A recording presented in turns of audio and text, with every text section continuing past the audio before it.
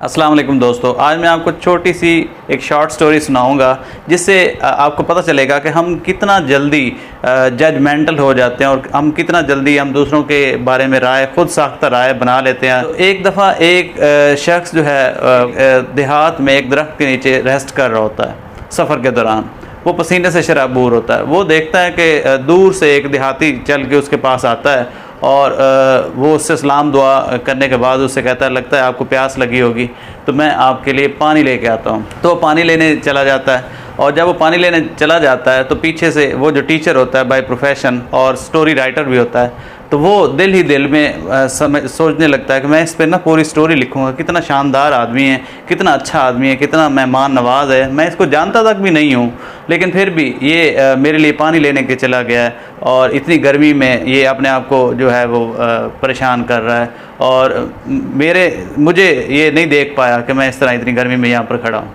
तो दिल ही दिल में वो बड़े अच्छे ख्यालात उसके बारे में सोचने लग जाता है। तकरीबन आधा घंटा गुजर जाता है और वो शख्स वापस नहीं आता। जब वो आधे घंटे तक भी वापस नहीं आता तो वही टीचर जो स्टोरी राइटर था वो उसके बारे में अब बदगुमानी उसके दिल में पैदा हो गई और वो कहता कि यार वो तो बंदा ही फजूल था, मुझे इधर लारा लगा के चला गया और इधर मुझे वेट करवा रहा है और वो वापस उसने आना ही कोई नहीं, वो तो बंदे का पुत्र ही नहीं है। और जब यही वो दिल ही दिल में उसको मलामत कर रहा था कि मुझे इतनी देर से वो इंतज़ार में खड़ा छोड़ के चला गया और वापस नहीं आया, तो अगर उसने नहीं पिलाना था तो फिर मुझे सुला ही न मारता। तो इसी दौरान जब उसने देखा कि वो एक शख्स दूर से पगडंडी से ना एक जग उसके हाथ में और वो उसकी तरफ आ रहा था। जब वो उसके पास आया और उसने बड़े नाराज़गी के अंदाज में पूछा कि यार तुमने इतनी लेट कर दी है, तो इसकी वजह क्या है? तो उसने कहा कि साहब बहादुर, मैंने सोचा कि आप जो हैं वो हमारे मेहमान हैं, तो आपको सादा पानी ना पिलाया जाए तो क्यों ना मैं आपको मीठा वाला पानी पिलाता हूँ। तो मैं आपके लिए शिकंजवी बना के ले आया हूँ। जब मैं गांव गया वहाँ पर मैंने लीमू लिए और फिर बर्फ़ ली और बाकी सारे मामलात करते हुए मुझे थोड़ी लेट हो गई। तो वही शख्स जिसके बारे में उसका गुमान, अब राइटर का गुमान जो है वो बड़ा बुरा था, अब वो उसने कहा कि यार बंदा तो मैं फजूल इंसान हूँ, मैं कैसे ही उसके बारे में, बेचारे के बारे में राय कायम करना चाह रहा था, हालांकि वो तो बड़ा अच्छा इंसान है। तो वो उसने शिकंजी जो है वो गिलास में डाली और उस मेहमान को उसने दे दी। जब उसने पहला घूंट लिया तो उसको पता चला कि शिकंजी तो फीकी है। तो जब एक दो घूंट उसने लिए और नाराज़गी के मूड में उसने उसको गिलास वापस कर दिया।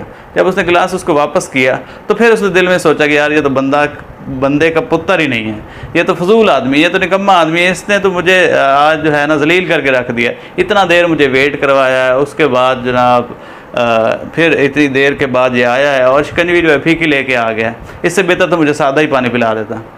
जब उसने थोड़ा सा पी के गिलास वापस उसको किया, वो जो देहाती शख्स था उसने अपने पॉकेट से, जेब से एक पैकेट निकाला और उसमें चीनी थी। उसने कहा कि साहब बहादुर, मुझे आजकल पता चला है कि जो शहरी लोग हैं उनको ज़्यादातर शुगर है, तो इसलिए मैंने चीनी डाली नहीं है, मैं साथ लेके आ गया हूँ ताकि आप जो है जितनी आपको मुनासिब लगती है उस हिसाब से आप उसमें ऐड कर लें।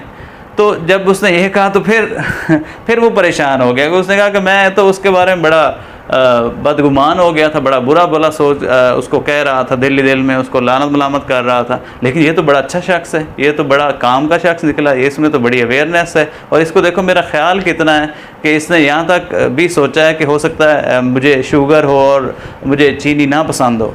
तो इस सारी स्टोरी से मतलब हमें ये पता चलता है कि हम कितना जल्दी लोगों के बारे में जजमेंटल हो जाते हैं और अपनी राय कायम कर लेते हैं, उनको मौका ही नहीं देते, उनको समझने की कोशिश ही नहीं कर रहे होते। तो हमें चाहिए कि थोड़ा लोगों को टाइम दें और थोड़ी उनको स्पेस भी दें ताकि उनको हम अंडरस्टैंड कर सकें, बजाय इसके कि हम खुद साख्ता राय किसी के बारे में भी कायम कर लें।